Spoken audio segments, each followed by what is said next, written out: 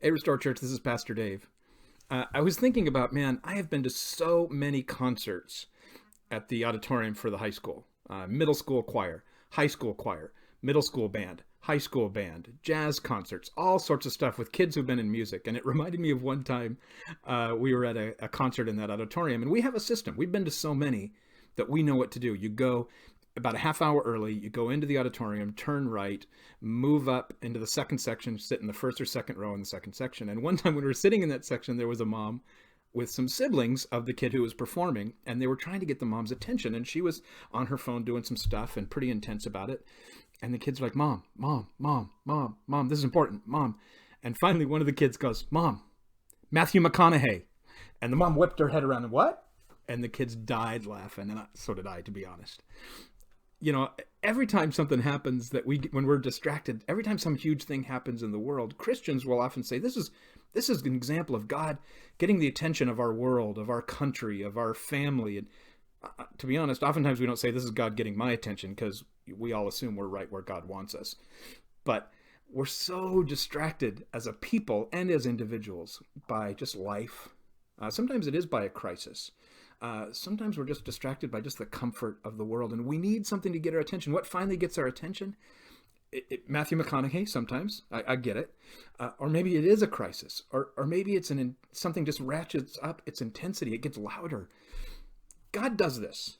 God gets our attention. He pulls us out of kind of our normal routine of our comfort. Then we call this a kairos moment. That's a Greek word for time. You probably have heard the word chronos. That's the idea of time moving, starting here, at a point and moving along and just time moving.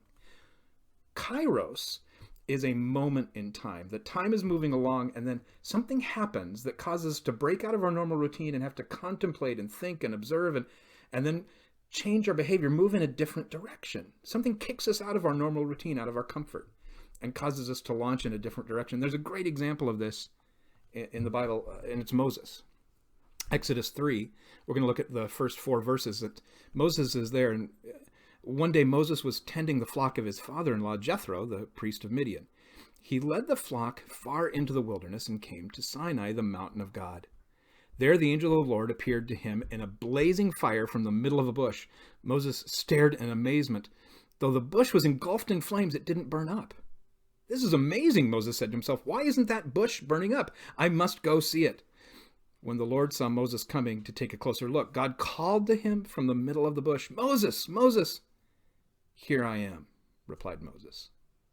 Moses saw something definitely different, and he had to stop and look at it. Something that broke the normal routine. Here is a bush that is engulfed in flame, and it is not turning to ash. Definitely something to pull him out of his normal routine.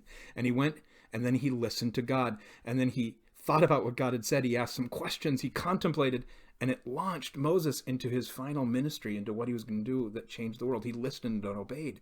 We definitely need to be kicked out of our normal routine. And right now, with everything that's going on with COVID and with stay-at-home orders, we are kicked out of our normal routine. Everything is different. And maybe we need to stop and contemplate and ask God, connect with God. What is God telling us? We need to listen to what God is saying. Read the Bible, pray. See what he's saying, and then allow that to change how we live. Rather than fight to get back to normal, we should see what God is telling us, how we should change the trajectory of our life.